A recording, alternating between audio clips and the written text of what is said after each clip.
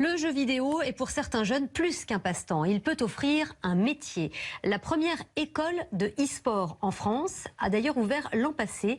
Elle aide les joueurs à s'améliorer pour espérer passer pro dans leur catégorie. Mais pas seulement. Le cursus prévoit aussi des cours traditionnels de programmation, de design ou de marketing. Et le prix ne rebute pas les candidats.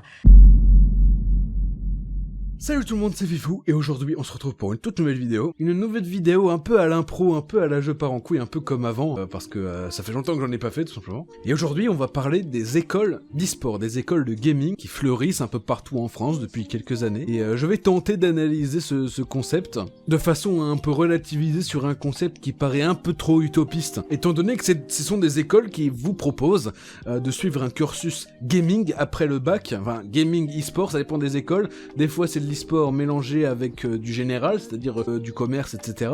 Mais il y a certaines écoles qui proposent que de l'e-sport, que du gaming, que des trucs pour devenir streamer, youtubeur, etc. Donc je vais tenter d'analyser un peu le concept qui m'a l'air fort intéressant, surtout que j'ai vu une vidéo sur internet, c'est ça qui m'avait donné envie d'en parler tout simplement, parce que c'est un concept qui a l'air d'appâter de plus en plus de gens tous les ans. Je n'ai jamais été dans une de ces écoles, je n'ai jamais été même ne serait-ce qu'aux portes ouvertes, tout simplement parce qu'il n'y a pas beaucoup d'écoles ouvertes encore aujourd'hui dans ma ville. Je vais analyser ce qui s'est passé dans cette vidéo. Donc ces écoles auraient apparemment pour but de former les élèves à des métiers en rapport avec le gaming et l'e-sport, c'est-à-dire les compétitions de jeux vidéo, qui peuvent rapporter gros d'ailleurs pour certains. Sauf que, il y a un truc, c'est que on peut apprendre à jouer aux jeux vidéo tout seul en fait. Voilà.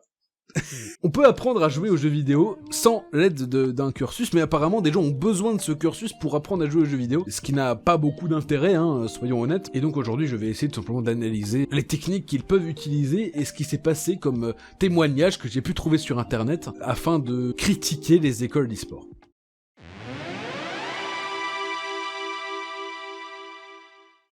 L'eSport Academy était une école d'e-sport ouverte en 2016 à Nantes, hein, dans ma ville, c'est chez moi, qui s'est fait critiquer sur internet dans un tweet longer, hein, qui est une sorte de programme pour faire des tweets plus longs, où un ancien élève a tout simplement critiqué l'école lourdement en disant que les contrats étaient absolument factices, que les diplômes étaient absolument factices, hein, absolument reconnus par rien du tout, c'est-à-dire que la personne paye des milliers d'euros pour un diplôme en carton, qu'apparemment même que cette école faisait de la publicité mensongère en disant que le diplôme était reconnu par l'État et par la RNCP, etc., alors qu'absolument pas. Que les élèves étaient virés facilement car ils n'obéissaient pas aux règles, sachant que, par exemple, pour le jeu, il me semble qu'ils avaient dit qu'ils jouaient parce qu'il n'y avait pas assez d'infrastructures, et surtout que l'école était en fait un vieux bâtiment désaffecté d'une société qui avait fait faillite, et que tout simplement qu'il y avait que 10 heures de cours en 6 mois, pour la bagatelle de 500 € par mois, ce qui fait un magnifique 3000 €, pour avoir 10 heures de cours, pas 10 heures de cours par semaine, 10 heures de cours. Cette école a donc fermé, aujourd'hui elle est fermée, tout simplement ils ont fait faillite, hein, RIP, mais l'école a utilisé son droit de réponse pour dire que certaines accusations sont vraies, certaines sont exagérées, et apparemment aussi il y avait une escorte qui se baladait dans les locaux, hein. Là, une escorte, hein, une pute. Constitue. Et du coup il y a une pute qui se baladait dans les locaux et elle passait de chambre en chambre pour gâter les étudiants. Par contre ça reste quand même à vérifier parce que l'école ne l'a pas démenti. Le seul point positif, c'est que les cantins qui allaient à cette école, non seulement ils jouaient aux jeux vidéo toute la journée, mais en plus pour se gâter le soir, ils avaient une escorte dédiée, ce qui est magnifique. Cette académie, l'eSport Academy, a été victime d'un bad buzz qui avait fait du bruit d'ailleurs il y a 3-4 ans sur internet, sur Twitter surtout, et donc c'est pour ça qu'aujourd'hui l'école est fermée, hein, elle n'existe plus. Mais il y a une autre école d'e-sport à Nantes qui est privée aussi, parce qu'il n'y a pas d'école e-sport publique, encore heureux d'ailleurs, qui est tout autant une arnaque je crois, mais elle n'a pas encore été victime d'un bad buzz.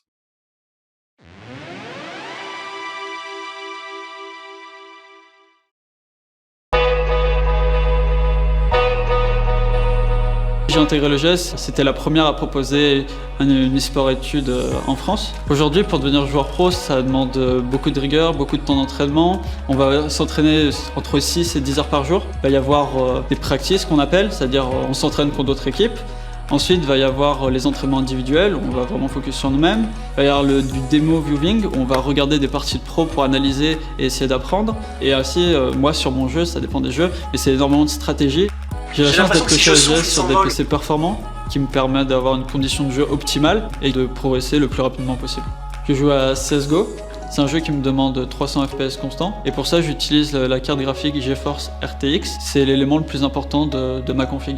Plus ma carte graphique est performante, plus mon KD est élevé en game. Ça me permet de réagir plus vite sur la map et d'avoir de meilleurs résultats. Ok Florentin, on dit des anglicismes et on se sent bilingue.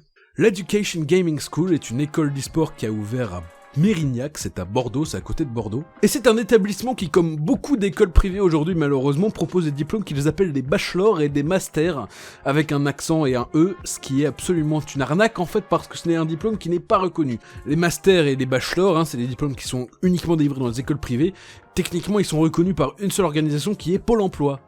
Par contre, pour les autres, non, vous trouvez pas de travail avec ça, vraiment. On va te trouver du travail, tu verras, avec mes amis, on trouvera du travail. Je pense juste que ce genre d'école d'e-sport, surtout l'Education Gaming School, est surtout visé pour les adolescents qui ne sont pas suffisamment lucides, qui n'ont pas suffisamment de recul, pour comprendre qu'une école d'e-sport, ça ne vaut absolument rien, et que quand le mec de Pôle emploi va voir sur le CV Bac+5 League of Legends, il va juste pouffer de rire, parce que y a qu'une seule réaction quand tu vois Bac+5 League of Legends sur un CV, bah tu rigoles, tu te fous de sa gueule en fait. Et surtout, le marketing douteux de l'Education Gaming School, c'est aussi des sites optimisés SEO jusqu'à la moelle, ils sont optimisés SEO.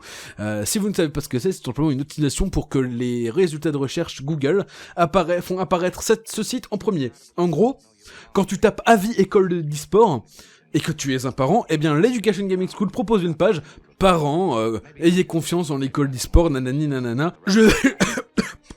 Je vais en lire certains passages avec vous. Parents, votre enfant souhaite travailler dans l'e-sport? L'e-sport est-il un métier? Quel avenir pour mon enfant? Donc là, techniquement, ils utilisent la formulation dite du doctissimo. C'est-à-dire, est-ce que, par exemple, mon enfant se masturbe à 23h sous son lit? Quel avenir pour mon enfant? L'e-sport est-il un métier? Oh là là, qu'est-ce qu'on se demande? Alors que le site, c'est évidemment la Digital Gaming School, qui est une subdivision de l'Education Gaming School. Enfin, c'est tout un bordel, mais en gros, voilà. Le domaine de l'e-sport est en pleine structuration. Outre le nombre de pratiquants très élevé, le secteur s'organise, compétition, structure, association, entreprise. De nombreux métiers émergent, tandis que d'autres métiers plus traditionnels rejoignent ce développement, web, design, vidéo, réseau. Oui, sauf que personne ne vous embauchera avec un diplôme avec marqué Bac+5 Gaming School, vraiment, personne. À la rigueur, allez dans une vraie école, une fac, un DUT, mais allez pas là-dedans, vraiment. D'ailleurs, j'aime bien le bouton j'inscris mon enfant, au cas où, pour son anniversaire, Quentin, il va avoir, bon, Quentin, je t'ai inscrit à une école de gaming. Incroyable. Votre enfant a choisi un secteur dynamique et innovant. Un des plus porteurs pour les prochaines années. En plus, c'est en gras, t'imagines? Oui, passer 25 ans, c'est pas une situation stable d'aller faire de l'e-sport. Tu vas pas aller à 50 ans faire des compétitions d'e-sport. Non, c'est pas un revenu qui est stable. Tu vas juste galérer en fait à faire ça. Tu vas aller à une compétition, allez, tu vas avoir 200, 300 euros, 500 euros, 1000 euros. Au début, si t'es vraiment fort, à la rigueur. 1000 euros, 2000 euros, bon, tu vas bien vivre quelques années, mais au bout d'un moment, il y aura toujours plus fort que toi. Tu vas juste perdre les compètes et perdre de l'argent et tu vas devoir aller faire l'esclave en fait, ou caissier, ou truc comme ça quoi. Les études annoncent que les joueurs professionnels seront aussi connus que les grands footballeurs. Non, on peut pas abuser autant sur ça. Ils vont progressivement remplacer ou compléter les potentiels idoles de nos jeunes. Le jeu vidéo est pratiqué par plus de 50% de la population française. Oui, mais combien de ces pourcents pratiquent l'e-sport ou regardent de l'e-sport? Je veux dire, moi, je vais pas te dire que je joue jamais aux jeux vidéo. Je joue beaucoup moins aux jeux vidéo qu'à quelques années, certes, mais je joue quand même un peu de GTA 5 par là, un peu de CSGO par là, un peu de Smash Bros par là, ok. Mais jamais, quasiment jamais, voire même jamais que je regarde de l'e-sport sur Twitch. En fait, je vais quasiment jamais sur Twitch. Un phénomène générationnel. Nous, parents, nous ne sommes pas en mesure de l'apprécier véritablement. Allez, un petit tacle pour les boomers. Eh oui, les boomers, vous ne savez pas ce que c'est les jeux vidéo, hein. Vous connaissez que le Candy Crush sur le Facebook, du coup, non, respectez le choix de vos enfants s'il vous plaît. Laissez-les vivre leurs rêves et aller galérer toute leur vie avec un diplôme en carton-pâte, c'est bien connu. Des nouveaux métiers, programmeur, streamer. Ah oui, le fameux métier de pro gamer. C'est pas un métier, t'auras pas un revenu fixe par mois par une entreprise, sauf si t'es sponsorisé, mais jamais ils vont te mettre sur Indeed annonce, on recherche des jeux vidéo, des joueurs de jeux vidéo quoi. Ça veut dire, faut monter une entreprise ou quoi, mais tu peux pas juste recruter, personne recrute des joueurs de vidéo pour un salaire fixe, je dis bien. Vous l'avez sûrement remarqué, votre enfant regarde moins la télévision que son téléphone ou ordinateur, c'est normal. Le premier média de nos foyers est en train d'essuyer l'assaut de plateformes de diffusion online, le streaming. Alors, ça dépend s'il parle du streaming de jeux vidéo, simplement genre Twitch, ou il parle du streaming en général, c'est-à-dire des films et séries. Bon là, vu que c'est une école d'e-sport, je suppose qu'il parle du streaming de jeux vidéo, c'est-à-dire Twitch. Aucun enfant remplace la télé par le streaming. À la rigueur, les les enfants et les gens de mon âge en général, ils remplacent la télé par YouTube à la rigueur. Ils remplacent la télé par YouTube, ils remplacent la télé par Internet, mais jamais un enfant il va dire, le parent il va allumer TF1 et l'enfant il va aller allumer Twitch, Sardoche, jamais. Ces plateformes regroupent plusieurs millions de viewers avec des guillemets audience. Pour voir, parce que les boomers ils savent pas ce que c'est, hein, les viewers. Et sont en train de remplacer les médias traditionnels Twitch, Mixer et YouTube. Mixer, c'est un autre truc de streaming je pense. Se battent pour attirer le plus d'audience possible et la monétiser. Vente d'espace publicitaire, à tel point que le dernier transfert d'un grand streamer, animateur d'une chaîne, le mec ils définissent chaque mot, chaque anglicisme, parce que les boomers savent pas ce que c'est, a coûté plusieurs millions de dollars à Mixer, plateforme de Microsoft. Et ils sont streamers, pro-gamers, casters. Alors caster c'est même... je sais pas ce que c'est un caster visiblement. Votre enfant peut tenter sa chance dans le domaine car toutes ces stars sont parties de rien.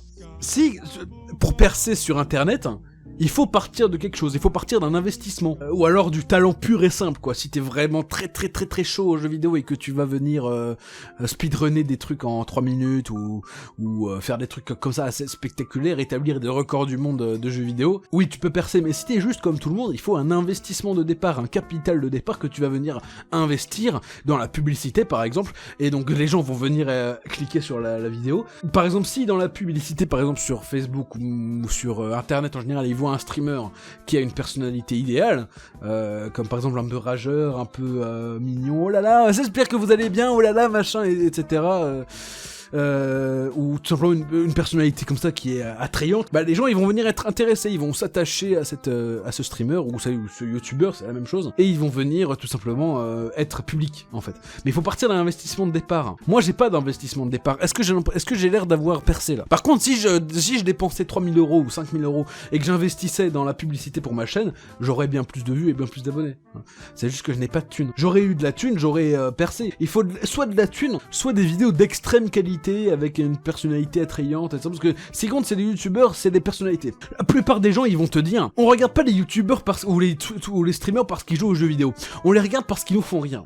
Et ça c'est un truc qui m'intéresse parce que si ils te font rire, c'est que tu ne regardes pas pour le jeu vidéo. Ils pourraient juste parler un quart d'heure de sa mère la prostitute. Et puis ça passerait. Pour se professionnaliser, ils ont besoin, avec un S, de compétences et les métiers numériques, développement web, design graphique, vidéo, web marketing, t'imagines, sont en première ligne pour apporter leur savoir-faire. Oh putain, il y a un S à savoir-faire. En intégrant notre école, votre enfant sécurise son parcours tout en tentant sa chance dans l'e-sport. Oui, tu sécurises ton parcours à Pôle emploi en tentant ta chance dans l'e-sport, tu sécurises pas ton parcours professionnel. Parce que, non, c'est pas du vrai diplôme, c'est pas de la vraie compétence. Pourquoi un Gus, il t'apprendrait à jouer aux jeux vidéo, ce serait un vrai diplôme? C'est ça la question. Un Gus, il t'apprend à faire les maths, il t'apprend à faire la physique, il t'apprend à manier un ordinateur pour programmer, il t'apprend à manier, par exemple, un langage, il t'apprend à manier un routeur si tu fais du réseau. Les mecs, ils vont juste apprendre à lancer OBS et puis mettre ta clé de stream, régler des réglages 1080p, machin, et puis c'est tout quoi, ça fera un cours de 2 heures. Donc le GS, grosse arnaque pour arnaquer les adolescents. En conclusion, les écoles d'e-sport ne possèdent pas de vrais diplômes, ils ne peuvent pas délivrer de vrais diplômes qui sont valables sur le marché du travail, à part sur le marché de Pôle emploi en fait. Les formations sont absolument inutiles, j'ai dégoté sur le forum 1825 de jeuxvideo.com une photo d'un cours de boisson énergisante. C'est quoi cette merde? Les locaux sont souvent insalubres et les dortoirs font absolument peine à voir, comme vous pouvez le voir sur cette image. Zéro débouché, ou alors le seul débouché c'est de passer sa vie à faire fluctuer son revenu avec des compétitions douteuses pour avoir 1000 € par-ci, 500 € par-là, ou 10 000 € par-ci si c'est vraiment bien coté, genre une grosse compétition à Paris, etc. Avec des joueurs internationaux, ça va coûter plus cher, mais pour déjà y entrer et passer outre la 8ème de finale, déjà c'est assez incroyablement difficile, parce que les gens sont souvent très forts. Tu vas pas t'inscrire juste parce que t'as joué 50 heures à un jeu quoi. Ce que je n'aime pas aussi avec ces écoles, c'est qu'ils alpatent les gamins un peu trop immatures pour avoir une vraie orientation stable, et les écoles en profitent pour tout simplement pour les faire entrer dans leur école, qui est 100 fois trop cher. Le prix moyen d'une école d'e-sport c'est entre 6 et 8 000 € par an pour 4-5 ans. Ça fait une vingtaine de milliers d'euros. Surtout qu'entre nous, acheter un PC gamer avec plein de jeux, ça te revient à peine 1500 € et si tu t'entraînes vraiment beaucoup dessus, ce sera beaucoup plus bénéfique pour toi qu'une école d'e-sport qui coûtera 20 fois plus cher. Et surtout, je n'ai pas parlé de l'ambiance.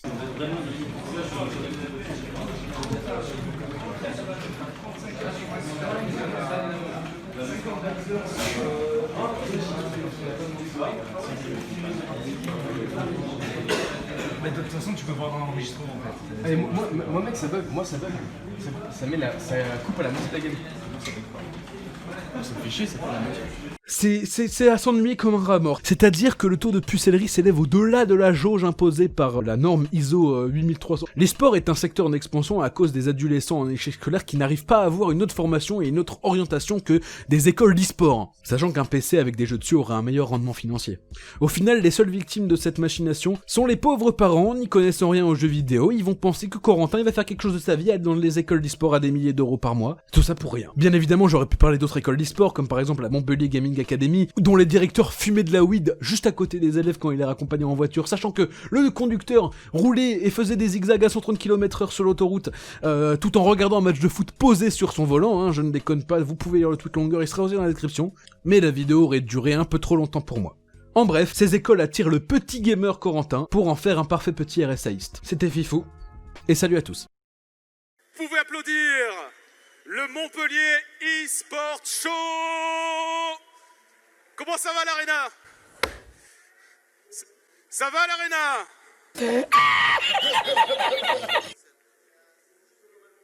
Je vous entends pas. Vous savez, j'ai des cadeaux pour vous. Si j'ai pas un maximum de bruit, je ne monte pas sur scène vous les offrir. Est-ce que l'Arena, ça va? ¡Anda, mami! ¡Anda, mami! ¡Mira dónde llega la...